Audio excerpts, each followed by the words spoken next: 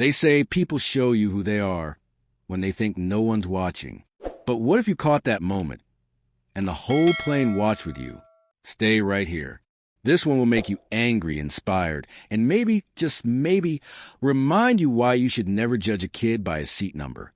Before we start, if stories like these move you, hit that subscribe button right now. Because these aren't just stories, they're wake-up calls. It was supposed to be a regular flight from Toronto to New York.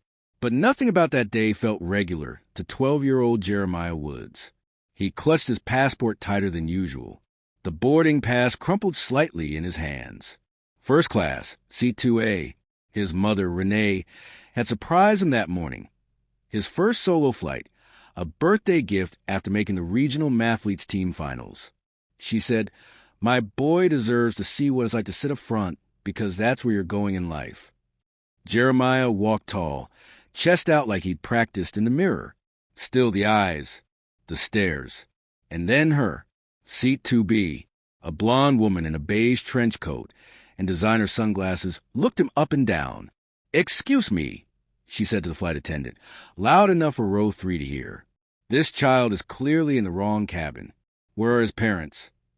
Jeremiah's face flushed red, his lips parted, but no words came.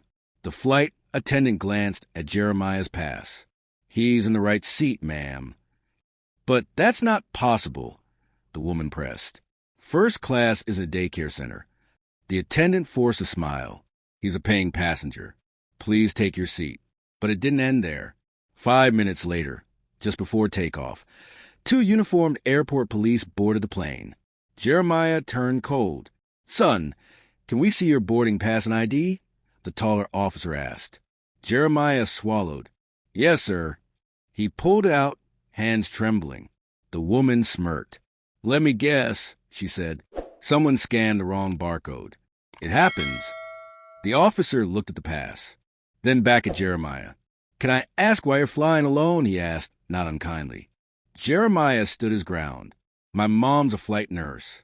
She's working an emergency. She booked me here. Said I earned the seat." The shorter officer raised an eyebrow. "Flight nurse?" Just then, the flight attendant returned, holding a small black pouch Jeremiah had tucked under the seat. He forgot this when he boarded. She handed it to him. Jeremiah unzipped it and pulled out a framed photo of him and his mother, her in scrubs, him in a medal ceremony. The caption read, "To my little lion, champion the regionals, first class always." The tall officer looked at the woman. "Ma'am, is there a reason you felt threatened?" She scoffed. "I didn't feel threatened. I felt concerned. I mean, look at him." Silence fell over the cabin. A businessman in 2C shifted uncomfortably. The officer turned to the flight attendant. "We're good here. Sorry, son." As they walked off, Jeremiah quietly sat back down, but that wasn't the end. 20 minutes into the flight, the man in 2C leaned over. "Hey, kid, what book you reading?" Jeremiah held up Astrophysics for Young Minds. 2C chuckled. "You're brighter than all of us up here combined." The woman, she said nothing, just kept looking out the window. But then something shifted. The captain came over the intercom.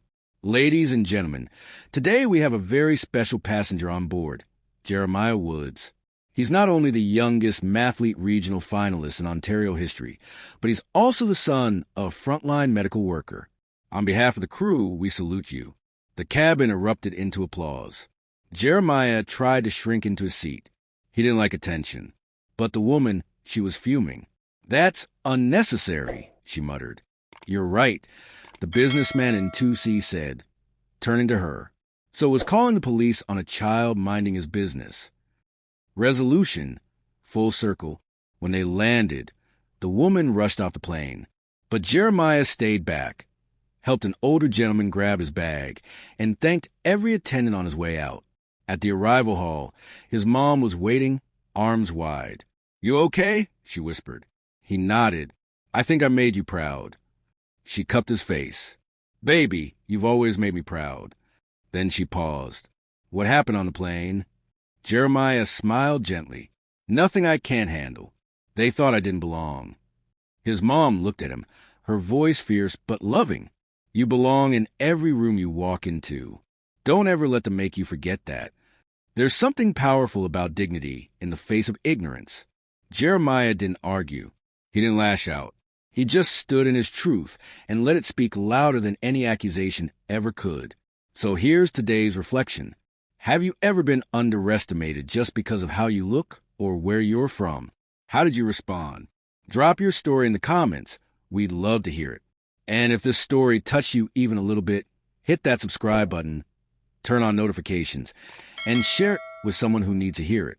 Because kindness shouldn't require credentials, and confidence doesn't need permission.